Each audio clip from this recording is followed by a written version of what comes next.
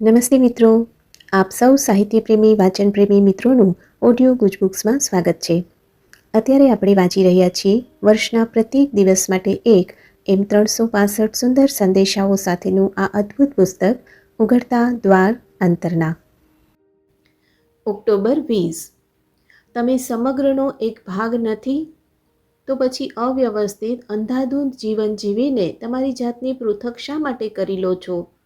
તમારા મનને તમે સુંદર વિચારોથી ભરી દો છો, સુંદર શબ્દો ઉચ્ચારો છો અને સુંદર કામ પાર પાડો છો, ત્યારે તમે સૌંદર્યમય અખિલાઈ સાથે એકરૂપ બનો છો, જે મારું વિશ્વ છે અને જેમાં દરેક બાબત પૂર્ણ રીતે બંધ બેસે છે.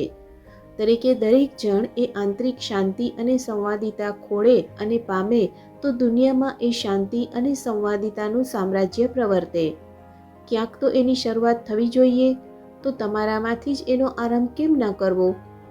ખાતરીપૂર્વક સમજી લો કે તમે તમારો પાઠ અદા કરો છો ત્યારે તમે જગતમાં શાંતિ અને સંવાદિતા સ્થાપવામાં સહાય કરી શકો છો. જળના એક એક નાના બૂંદ વડે જ વિશાળ સાગર બને છે. રેતીના એક એક લઘુ કણ વડે જ સાગરકાંઠો બને છે.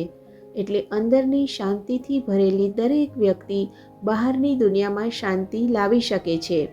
તો તમારા ભાગે આવેલી ભૂમિકા હવે કેમ ન બજાવવી? હૃદયને ઉત્સાહિત કરો. તમારે એક ખાસ પાઠ ભજવવાનો છે, એ તમે જાણો છો, તો એ માટે સદાય આભાર માનતા રહો અને પછી એ ભૂમિકા અદા કરવામાં લાગી જાઓ. આપનો આજનો દિવસ શુભ રહે.